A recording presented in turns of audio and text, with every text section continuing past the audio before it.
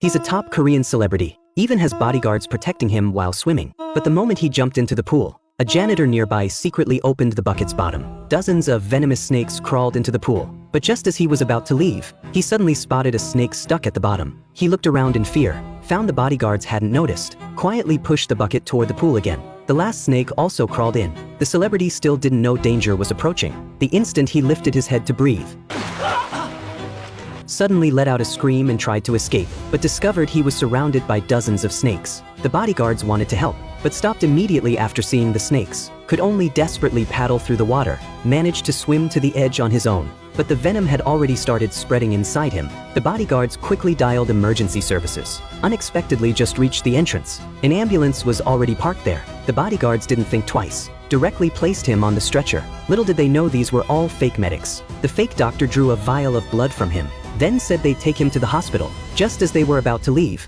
the real ambulance also arrived. 어느 구에서 나오셨어요? 용산구요. 저희가 용산구인데.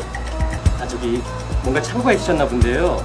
제가 요번에 발령받은 Seeing their identity about to be exposed, one of them suddenly pulled out a knife. The ambulance took the chance and drove off, leaving only one person controlling the bodyguards with the knife. But these bodyguards were utterly useless. Several of them just watched helplessly as the kidnapper jumped onto the ambulance and escaped. The celebrity was taken to a location. Standing in front of him were several people, all family members of the victims. Turns out the star adored by countless girls was actually a serial killer. A few days ago, he even brazenly held a press conference. Jack boldly admitted he was the one who raped and murdered 10 women 15 years ago. To prove he was the real killer, he even took off his jacket, revealing the scar from being shot by police back then. When the metal detector started beeping, everyone at the scene was shocked. South Korea's statute of limitations is 15 years. Now the statute had expired. Jack knew clearly the law couldn't touch him. He not only publicly confessed to his crimes, but even wrote about his criminal acts into a book called I Am a Murderer. He smiled and said he wasn't showing off, but wanted to use this as a warning to others, to prevent similar tragedies from happening again.